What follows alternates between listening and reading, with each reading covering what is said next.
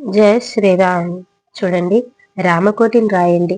రామకోటిని రాసి రవ్వంతైనా దుఃఖం లేకుండా బతకాలనే ఆశ మీకు ఉంటే మట్టికి రామకోటి రాయండి. ఎందుకు చెప్తున్నానంటే, రామకోటి రాసిన వాళ్ళ జీవితాలు ఎంతో మందిని మీరు తిరగేసి చూస్తే వారి జీవితం మలుపు లేకుండా ఎంతో సునాయాసంగా వాళ్ళ జీవితానికి ఒక సార్థక్యం దక్కింది.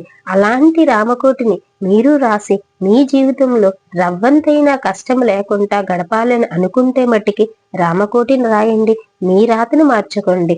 మీరు నమ్మకపోయినా ఇది నిజమండి.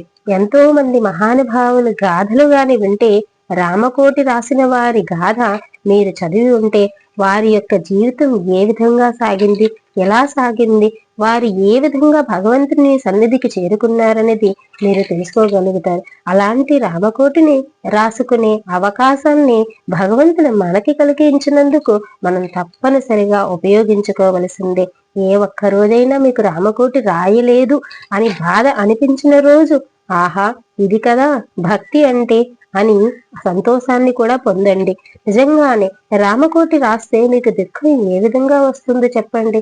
రామకోటి రాయాలనే తపన, కుతూహలము నిరంతరం మీలో ఉన్నప్పుడు ఎవ్వరి జోలికి వెళ్ళరు, ఎవ్వరి సంసారం వైపు తొంగ చూడరు, ఎవ్వరినీ వేధించాలని అనుకోరు, ఎవ్వరినీ కష్టపెట్టాలనుకోరు, ఎవ్వరి మాటలు వినాలనుకోరు. అలాంటప్పుడు రామకోటి రాస్తే మీ జీవితంలో కష్టాలు ఎందుకు వస్తాయని మీరు అనుకుంటున్నారు?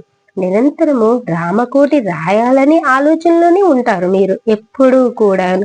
రామనామస్మరణ చేయాలి, రామకోటిని రాయాలి అనే ఆలోచన తప్పితే మరో ఆలోచన మీ జీవితంలో రానే రాదు. అలాంటి ఒక అద్భుతమైన అవకాశాన్ని ఎట్టి పరిస్థితుల్లోని వదులుకోకండి. ఎన్నిసార్లు రాయగలిగితే అన్నిసార్లు రాయండి. రామ రామ రామ అంటూ రాయండి. అంతేకాని ఎవరితోనో మాట్లాడుకుంటూ చేస్తుంటూ ఏదో చెందుతూ మీరు రామకోటి రాస్తూ ఉండకండి. ఎప్పుడైనా సరే రామకోటి రాయాలంటే నిరంతరము రామస్మరణ, రామ జపము, రామ నామము చేస్తూ, రామును ధ్యానిస్తూ, రామును చూస్తూ రాయండి.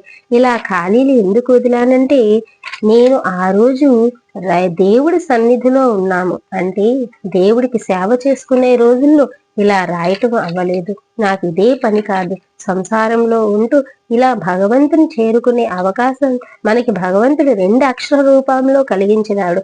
ఇలాంటి ఒక ఆనందం కలిగించి ఈ అవకాశాన్ని ఎట్టి పరిస్థితుల్లో కూడా వదులుకోకండి. రామ రామ అంటూ రాయండి.